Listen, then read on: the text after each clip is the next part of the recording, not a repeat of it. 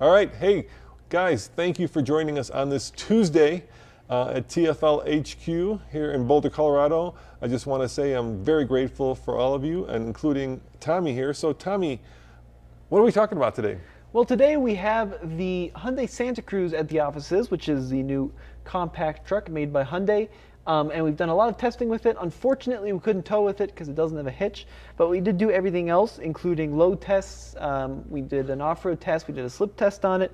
So we got a full look at the Hyundai and how it does out in the real world.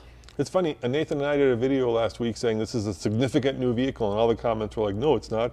And I'm like, yeah, it is. It's the first compact trucklet. What do you call it? I call it a pickup car because it still has a bed, but it's based on a car, the Tucson. It's a very kind of an interesting platform, and it is the future in a lot of ways because it's going to compete with the upcoming Ford Maverick. And I'm surprised that Hyundai got it out to dealers so quickly because our local dealer actually has one that they're trying to sell even now. So it feels like just yesterday we were looking at the concept, and now we've got the real deal out front. Yeah, it's funny because my biggest issue with it, and we'll talk about what it's like off-road because you just took it up Tombstone Hill, and before that video was edited, you can get a sneak peek as to what happened from Tommy. But there was one at our dealership. It wasn't the 2.5 turbo that we have. It was just a regular, normally aspirated one. And I was really hoping that, with a cheaper model, so the one we have is 41K as tested. The one at the dealership is 31K, and I was hoping it would have my favorite thing, which is a volume and a tube knob, but it just had a smaller screen and buttons for that. Yeah, that's interesting. It's got this kind of touch-sensitive center panel, so rather than having like a full Tesla touchscreen, or rather than having traditional buttons, it has these little touch pads that you touch like an iPhone. A little bit weird, a little bit hard to get used to, but no volume knob. All right, well, before we start talking about the Santa Cruz and the Maverick, let's talk about some news that everybody missed. Mercedes dropped a huge bit of news over Labor Day weekend, I think because there's an electric car show going on in Munich. So they announced actually five, I think, significant electric cars.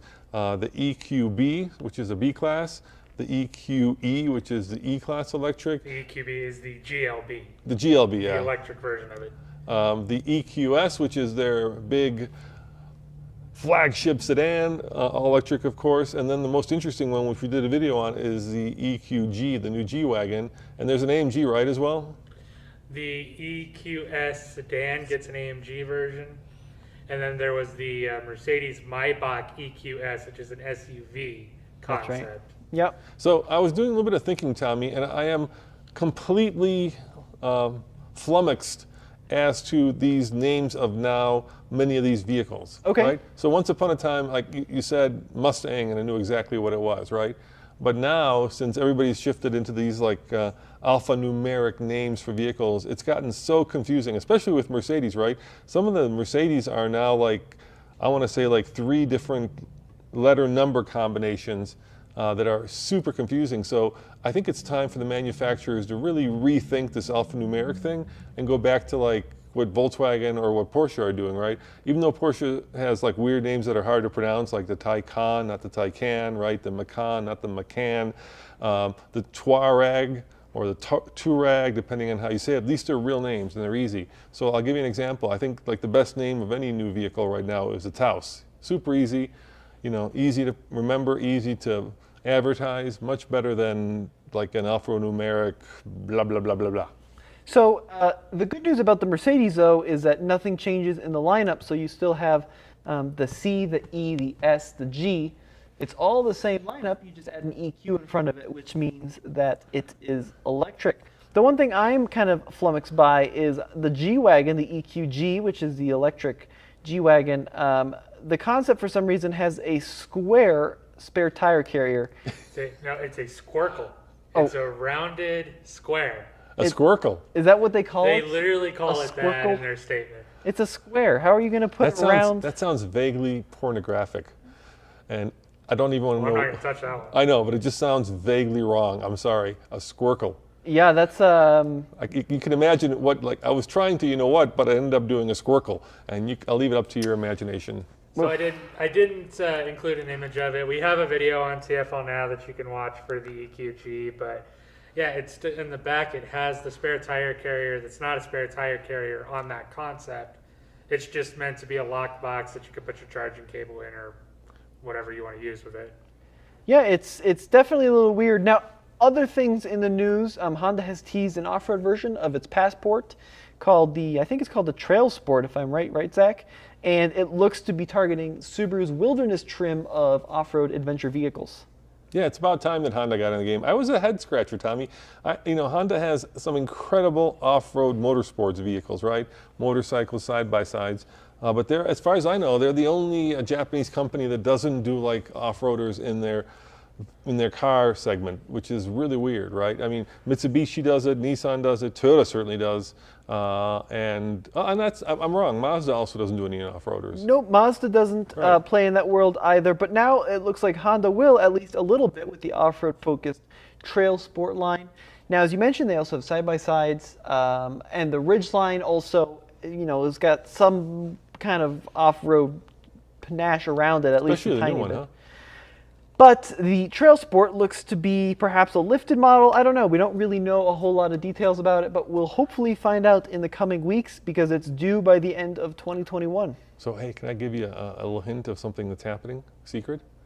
Shh, don't tell the viewers, but there's a significant new truck that's being introduced on Thursday. All right. You heard it here first. Important new truck being introduced on Thursday. Significant new truck. Significant, okay. A truck that everybody has been asking for. That's all I can say. I can't tell you. I know what you're talking about, and it's a little misleading to say everybody's been asking for it. Well, certainly a lot of people have been asking for it. Some people have been asking for it, but they don't realize they've been asking for it. So we're going to have the premiere over at TFL Truck. We can't talk about it, but it's coming.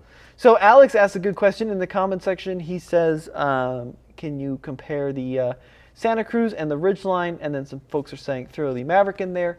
Yes, we can. It's worth noting that the Santa Cruz is a little one, and the Ridgeline is kind of a bigger one. So they're two different classes, but they are both unibody, and they are, will be an interesting comparison if we can get them at the same time. You know what? Got more news. Maverick. They stopped taking orders for the Maverick, Tommy. Wow. I think the chip shortage is affecting Mavericks as well. So officially, those, of course, are being built in Mexico on the Escape platform, and it's the only hybrid compact truck out there. And today they announced, or the word got out, right, Zach, that they're stopping orders on them. Specifically for the hybrid Maverick, that's the report. The one that people want. So the EcoBoost Maverick is still relatively okay. Ford is also hiring back the executive who was leading the secret Apple Car program. Did you read that? Yeah, they poached the Doug Field, who led the Apple Car project. So right. We'll see what's going to happen with that now. So curious to see what kind of autonomy is going along there. So hopefully the Maverick will be at our offices soon. I know that Andre's been talking to them about potentially getting that to us, and I can't wait to try the little Maverick because the Santa Cruz is a pretty cool little truck. All right, well, let's get into the Santa Cruz. Like I said, when we first posted the video and we got it last week, I did this video with Nathan. It was his first time getting behind the wheel, seeing it. And I said something like the most significant new vehicle of the year, one of the most, and everybody's like, it's not that important. And I thought to myself, how many times does a brand new truck come along? So I think it's important. I think it's cool. I think it's different. And I applaud Hyundai for going out there and doing something that many manufacturers were afraid to do, right?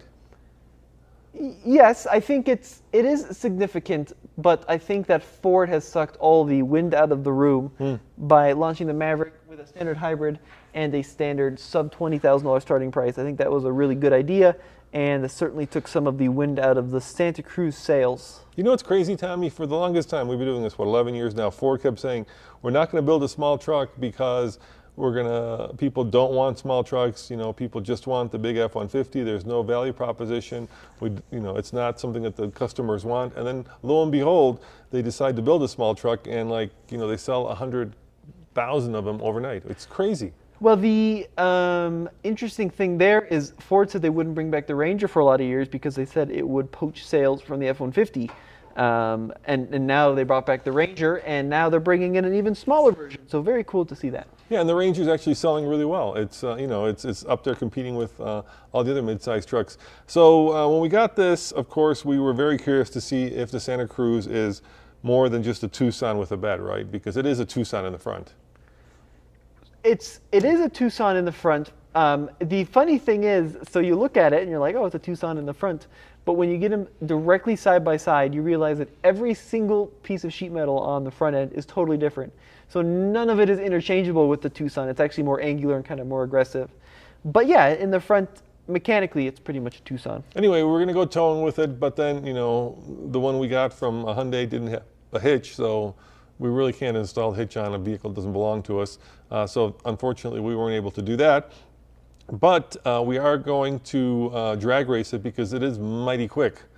In fact, we're going to do that tomorrow. We're going to drag race it against the Bronco and the 4Runner. Why? Because we're doing a series of goofy drag races, so we want to see just how quick it is compared to those two. But the one thing we could do with it, of course, was take it off-road, which you did today. So in the past, and this is no secret if you've been watching TFL Off-Road, Hyundais with dual clutch transmissions have overheated. Right, and that's because they don't have a torque converter, so when you're going slowly up hills, they tend to just kind of grind the clutches. I should say the transmission's overheated, not the car. But the transmission's in the car, so Right, if the right. transmission overheats, it's still a problem. I didn't experience that out on the trail today, but I did experience the typical issues that occur with a dual clutch, and that they're kind of off or on, so you're either stopped or you're going too quickly. But going kind of that nice slow crawl pace when you're crawling off-road is very, very, very difficult because the transmission tries to protect itself. I also didn't have very good luck with the all-wheel drive system on the slip test, so it didn't do a very good job of appropriating power left and right. And I also didn't have a lot of luck with the ground clearance, which is sub 9 inches. So it's a very kind of useful vehicle around town. It's good on dirt roads with the independent suspension, but any kind of even mild trail running, and it starts running into issues. Yeah, I think in general, if you want to go through stuff, look for a vehicle with a low range. I think that's always a dead giveaway. When the vehicle doesn't have a low range, and the same thing can be said for the Honda Ridgeline, right? It'll struggle off-road because basically you're not taking that power that's coming out of the engine and you're not gearing it down to something that's usable, something that won't bog the engine, something that won't create havoc among the all-wheel drive system. And when we did the Honda Ridgeline a couple of years ago, comparing it to the other mid-size truck, that one also overheated the transmission. It just it helps to have a low range. I mean, maybe it'll be different with electric vehicles, all right? So far, we've tested only one off-road, which is the Model X, and that didn't overheat, but it also struggled. So I did try the hybrid version of the Toyota RAV4s, and those do much better than the gasoline version just for that reason, in my opinion, because they do have that instantaneous electric torque. So that is a way around it. But I do have to say, I think that the Ridgeline is a better off-roader than the Santa Cruz, at least in our configuration, because it has a torque converter, which is much better at slow speed maneuvering. And it's worth noting, if you do want a Santa Cruz and you want one that is capable of at least a little bit of mild off-roading, get the cheap one without the turbo, because the standard 2.5 has a conventional automatic transmission with a torque converter. So that is one of the cool things there. So we just got a donation from, Arango Gutierrez. I'm sorry if I messed up your name. 10,000 COP. What's COP? Colombian pesos. Colombian you pesos. rock. Thank you very much. Kind of you. Yeah, that's great. I owe you a Colombian beer, I suspect, next time we are in Colombia. So thank you very much. Look,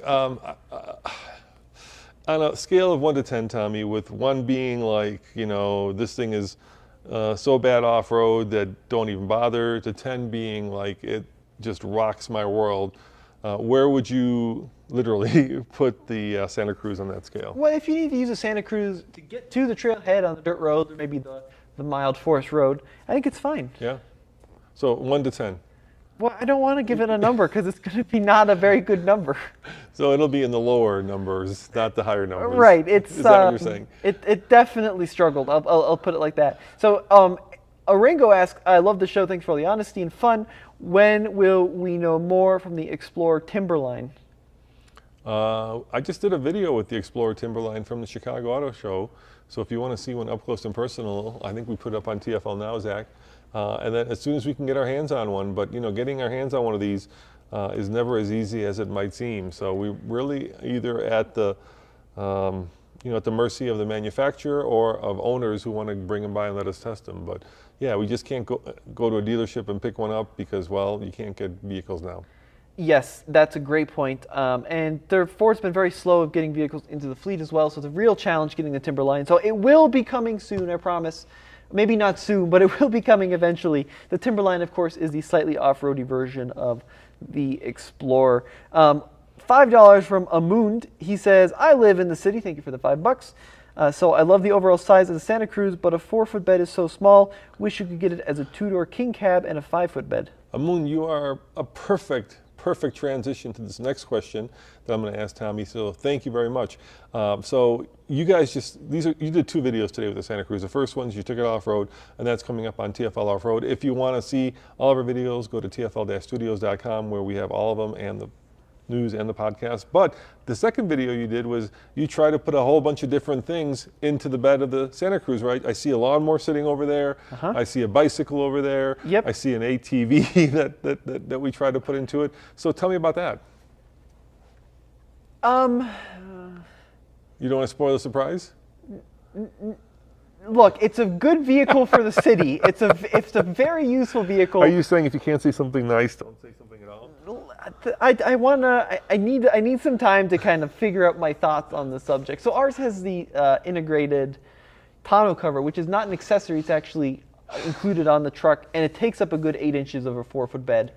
And it was, I would say, cargo challenged on the space tests. But the payload is good. The payload is 1,400 pounds. I don't know where you put the 1,400 pounds, but there is 1,400 pounds. Well, if it was a very tall payload, right? Yeah. I mean, basically, what I think Hyundai has done is created a crossover without the roof. Kind of like, what happened with the first generation 4Runner, right? Where you could remove the roof and then you could have a little trucklet in the back. It's kind of like, I think another comparison is like a Subaru Baja, which was a very interesting vehicle, and I appreciate they exist, and they do have a purpose. Like the lawnmower fit very well. Okay. How about, all right, I'm not gonna watch the video. But no, I can tell you we tried to put a motorcycle back there. Yeah, honestly, the bicycle didn't fit very well. Well, one motorcycle fit. No, it didn't fit. The little green one. Well, so the toy motorcycle. The Razor fit. Well. The toy ATV did. No, it didn't fit. The Razor didn't fit either. Toy ATV, it couldn't close the tailgate, I don't think. And then you found out something else interesting when you put so the way you put the bike on, of course, in there is you can kind of have it straddle the tailgate, but in order to do that, you got to put that little tailgate condom on, right? That people use on a lot of their trucks. Yeah. But we had one that was for a full-size truck, and when you put it on the tailgate of the Santa Cruz, you unfortunately end up blocking the taillights. Pretty much the whole taillights. Yeah. Which is not good. And then the bike barely fit on the tailgate. It's a very small bed. I think we can leave it at that. I'm trying to think of a use case. If you had maybe some plants, like potted plants. How about you're a bonsai tree farmer? Bonsai tree? Yeah. You can fit a lot of those in there. A collection of. How about you're in the lawn dwarf? We're having microphone issues. Oh, okay. Whose this is bad, mine or yours? I'll unplug mine and plug it back in. Yeah, I don't know. We'll both do it. Ready? Just unplug it and plug it back in. There we go. How's that? Is that better? All right. All right. How about, usually fixes it. It's the technical prowess of our team is turn it on and off. Yeah. Which is like the IT crowd. So let's say you're in the lawn dwarf business. Like if you had a large collection of toasters. If you had a big collection of toasters, that'd be great.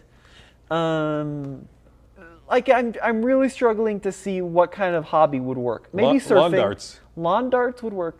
Maybe surfing. How about cornholing? That would work, right? That little thing would fit in there. Yeah, cornholing would work, but you'd have to take it out to do the cornhole. Or leave it in there, not going to break the Anyways, truck if you miss.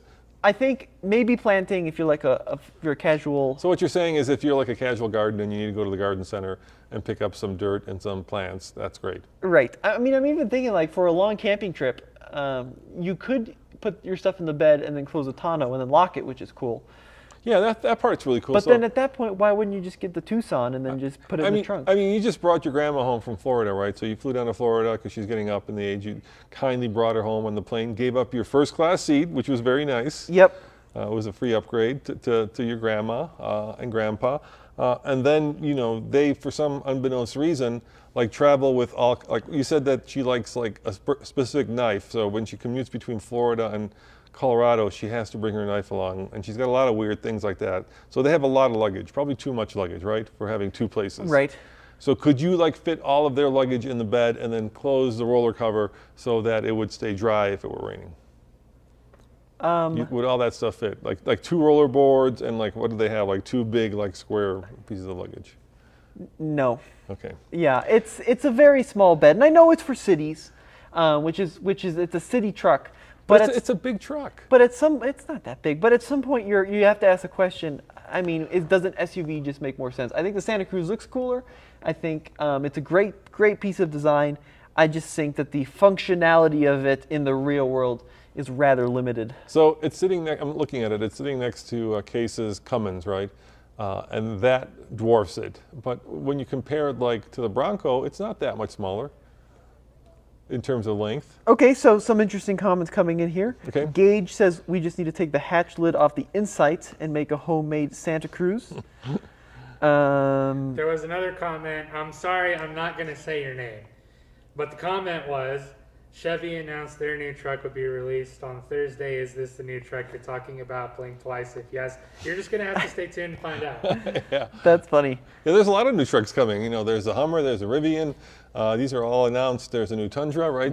Leaky gas chainsaw would be good back there. That is a good thing. Okay. You got like a bad chainsaw. You wouldn't have to put it in the bed. Look, it's definitely a lifestyle vehicle. So, you know, it's a vehicle for like, if you want to be the cool kid on the block, throw your surfboards in there. It's got that little trunk in the trunk. You can throw your wetsuit in there. It's got little like, you know, spuns that you can pull out. Spunt is a Czech word for stopper, so that it like leaks out onto the ground, and then throw your surfboard in there. You will be the coolest kid on any beach in California with that. So we got some donations. Aaron behind bars, $10. Thank you, buddy. Great for the donation. Really appreciate it.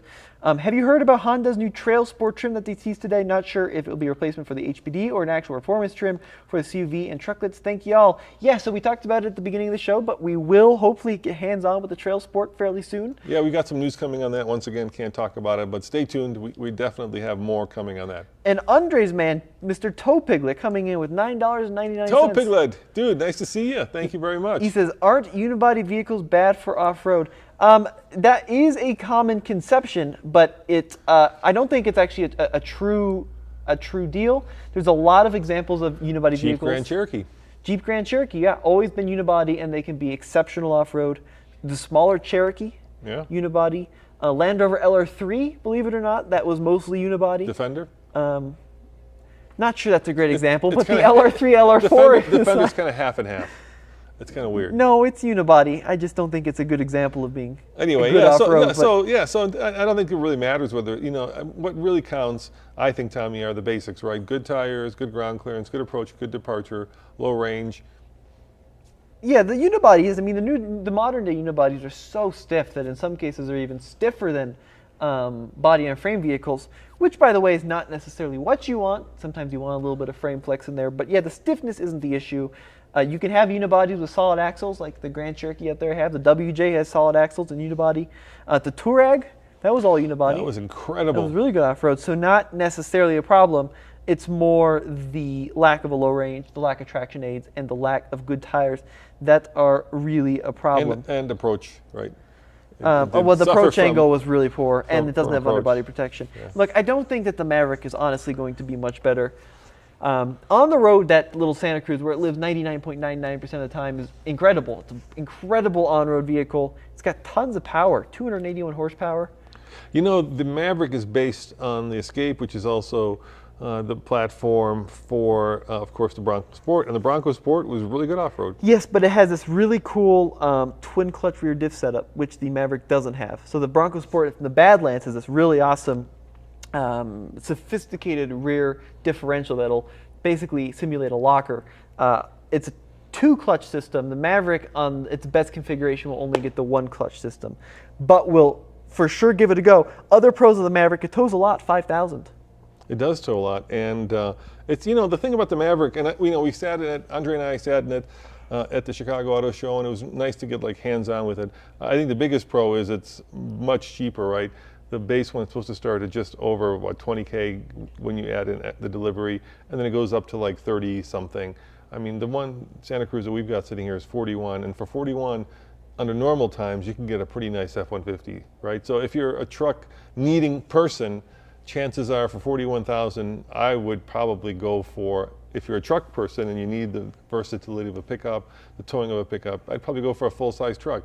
On the other hand, if you're living in San Diego, Los Angeles, and you want, you know, to be a bonsai tree seller, right, at the local farmer's market, then this might be a perfect vehicle for you. Andrew says, still useful for a small load of landscaping bricks, some firewood for a campfire without getting bugs in your car. Yeah, that's true. For stuff like that, it would be quite useful. And I think Blaze would be very happy back there if you could tie him down somehow. Yeah. He would love it. He'd like stick his head around the corner and sniff the air, big old smile on his face. Yeah, but dogs and trucks is a conversation for another day. And I'd love to try the one to get is just screw the dual clutch in the turbo. Even though get the base one with 18-inch wheels. It's really fun to drive. Tires, I would, if you want to do some adventuring, light adventuring, definitely get the less powerful engine, the 2.5, and then get the standard transmission. Yeah, and Hyundai, if you're listening, we would love to get one for a long-term review. You know, I'd love to have it for a year and actually put a tow hitch on it, take it to Moab, and actually, but it's got to be the one with the normally aspirated, not the one with all the bells and whistles, right? The trucky truck one. So Aviation Therapy, hello from Dobrovnik. Yeah, nice to see you, Dubrovnik.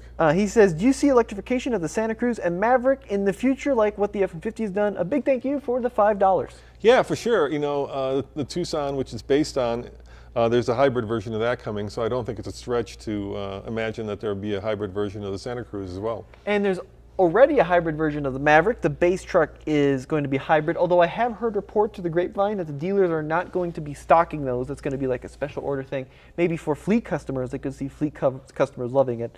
Yeah, the Santa Cruz is definitely the one we have, quite luxurious. It's got cooled seats and heated steering wheel and a big screen, and it's more of like a lifestyle truck, I think, than the Maverick, which is going to be more utilitarian, maybe better for like auto parts delivery, that kind of world. Actually, I was quite impressed with the interior of our Santa Cruz. It's pretty interior is cush. very nice. Yeah, it's very, cush.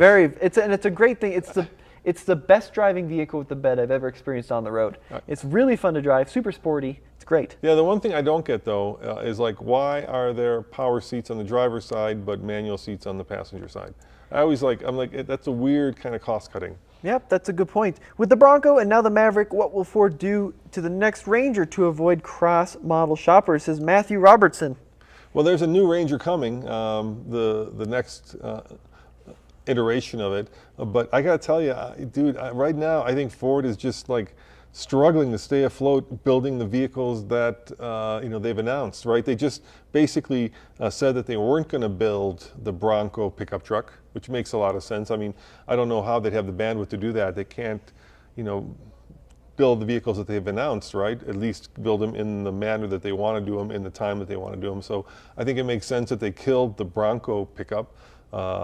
And the latest news is that Ford is actually shipping out new hardtops to the initial Bronco buyers, which includes us, that don't have that little dwarf mine going on. So I'm super excited to see if we'll get a new top for that. And speaking of which, we just had the 4Runner here, and we did a quick comparison video on TFL. It was a car that we put it up on. I think it was on car, and we're in the process of editing the extravagant video where we took it up and over Imogene and compared it to the 4Runner. So that's coming on off-road on Friday. So I'm really excited by that. I don't know if you guys know, but we're a small team, and so for us to take a large section of the team and head over to Telluride, which isn't close to here, and then do a heavy lift like that takes a lot of time because we just have a lot of videos in the works. And so to be able to do a really thorough job is thanks to you and thanks to the donations. So I just want to say I'm very appreciative of that. And before we wrap this up, Tommy, is it okay if I get a little self-indulgent? Sure. I'm Czech, right? Yeah. And you're half Czech. Uh-huh. So let's talk about Tatras. Oh, jeez. All 435 people are about to tune out at the same time. Don't tune out. You'll find this interesting. Hold on. I think you'll appreciate this. It's not a rant, but I think you'll appreciate it. So, it used to be that, like, when I was a kid, the big four magazines were Auto, Wheel, Car and Driver, Motor Trend. yada, yada, yada, right? Automobile. And then because of the way the internet changed things around, those magazines have become legacy publications that really don't resonate as much anymore, right? I mean, I just got Car and Drive, and it was like a little like penny saver pamphlet. But the one that is taken over is Haggerty's magazine. Okay. So Haggerty doesn't necessarily need to sell ads, right? They sell classic car insurance, and now they're doing some great videos. They've got this incredible magazine, so I've really been enjoying it. And they recently published a story where they took what Tatra was it at 75? So I don't think that anybody knows what a Tatra is. It's that obscure. Basically, it's this weird Czech car that was built before World War II that had a rear engine V8, and it was a very special thing. And the one they were testing was called an 87.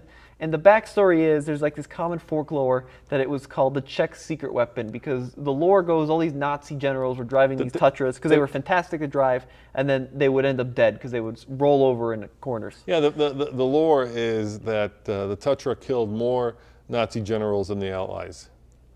And so Haggerty magazine decided to go out and prove that. They borrowed a T87, which are about, I think Jay Leno has one. They didn't build a ton of these, right? They're $250,000 vehicles, and one of them happens to be down in the Lane Museum in Tennessee, and we've been down. Have you been down there? No, I've never been there. I've been down there. It's a silver one. It's beautiful, and being Czech, we imported a Tatra, drove it to Pebble Beach, so it's kind of a cool brand that's near and dear to my heart. So they took it out, and they decided to prove that this thing either a Nazi killer or not. And tell them what happened.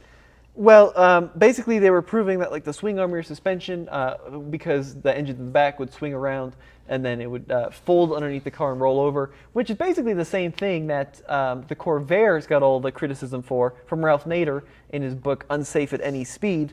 But the interesting thing about this story is that the whole folklore from the folks we've talked to, including the head of the Tatra Museum and the head of the Historical Society in the Czech Republic, it says that the whole premise is false. It never happened. Yeah, and so, I mean, you're missing the headline. They rolled a Tatra. They did. They rolled over this $250,000 car for a magazine article. To prove that this thing was killing Nazi generals. And as far as I know, having spoken directly with the head of the museum in the Czech Republic, who is very knowledgeable, that's complete and utter BS, right? There were never any generals. Hitler never went out and said, don't buy Tatras. It never killed any. It was just this thing this urban legend that got kind of out of control and people started believing it. And people, it's like lazy journalism. Instead of going to the source, you read about it. I think there was a story in like Road and Track in the 80s, and somebody picked it up and said, oh, it must be true because it was in Road and Track. And nobody ever actually fact-checked it. And so now you've got this publication that's rolling classic Tatras for a rumor that, according to the head of the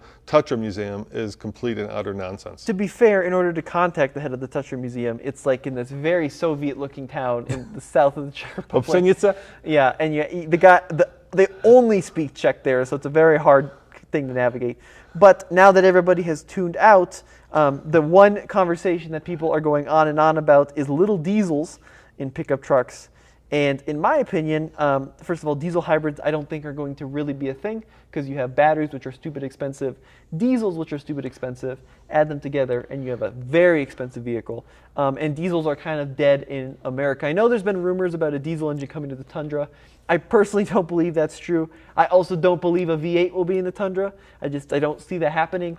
Yeah, small diesels are not long for this world. I think get your diesel now, because I think diesels are dead. So I'll give you a couple pretty stark indications why that is. So last week, 2 weeks ago, Andre did some reporting. We were the first, I think, and I'm very proud of Andre for doing this, to report that GM had ceased deliveries and construction of their new straight six diesel. Yep. Right, the 3-liter. And then eventually we found out that it was because of the chip shortage, that they weren't completely ceasing production, but that they were ceasing production until they could get more chips. So it's very telling that the one engine that GM pulls the plug on when they need chips is the diesel. They also have that. It's a brand new engine that they Is there any relation to that cold start issue that we've been getting all those emails about? Where the long crank on those diesels? There's so many emails we've been getting about people who go to start them and they just crank and crank and crank but don't start. Yeah, I don't know, because we've never done any testing on that, so I don't want to kind of dive into that pool without having any specific knowledge. Okay. Anyway, so it's interesting that they were the first ones to pull that engine. They didn't pull the 6.2, they didn't pull the other V8, they pulled that one. So that tells me that, to them, the gasoline-powered engines are more important. Then let's look at kind of the macro picture, right? So right now, obviously, Europe has gone very quickly into electric vehicles. Places like Norway, it's over 50% now adoption. I think Germany went over, I want to say like 19%. We're only at 2%, but it's quickly turning electric in Europe. And then in Asia, they're still pushing hydrogen, right? The Koreans and the Japanese are really pushing hydrogen-powered vehicles. And if you notice, none of that conversation does diesel ever come up. And I think it's because diesel is potentially the most polluting. And while it's the most, I don't know, interesting in a lot of ways, it's also the one that creates the most tailpipe emissions of all different stripes, and I think that's why people are moving away from it. Right, and I mean, there's this whole conversation. I mean, the oil companies now pitching this idea of clean diesel, and they're touting this amazing new technology. Well, clean diesel's been clean diesel, of course. It's been around for decades and decades and decades. Synthetic fuels. People have been recycling veggie oil in old Mercedes and Rabbits for years and years and years. But even if you use 100% recycled veggie oil, the amount of pollutants that come out of the tailpipe, especially in those older diesels without DEF, are just through the roof. I mean, there are hundreds of times more. Yeah, we got an email recently that said, well, if you're using veggie oil, you're not polluting. And I'm like, yeah, you're still burning it. And veggie oil is an interesting can of worms because it actually, like in my Mercedes diesel, if I ran SVO or straight veggie oil, you would reduce the particulates that come out the tailpipe, so the amount of visible smoke. And then people think, that's great, it's cleaner. But then if you look at like the COs and the NOx and the hydrocarbons, some of those are off the charts and even far worse than traditional diesel. So the whole clean diesel thing is, in my opinion, mostly just hocus pocus. Yeah, you're better off just using it to get some terrific French fries as opposed to pouring it into an internal combustion engine. You can also buy, biodiesel's basically Yeah. semi-recycled diesel. Well, Zach is giving us the "it's time to knock it off" signal. All right, sounds good. So thank you guys for joining us. Remember, if you want all TFL content, TFL-studios.com, and come back Thursday to TFL Truck for a really, I don't say this lightly, significant new truck. Okay. We're super excited to be one of the few outlets that has it, hands-on. So I can't wait to share that with you guys. And there's a lot of great truck stuff coming. Like I said, there's a lot of interesting new things happening. And yeah, it's going to be an interesting fall. Yep, and we'll see you guys next time on another episode of the Fastlane Now live show. See you guys next time. Ciao.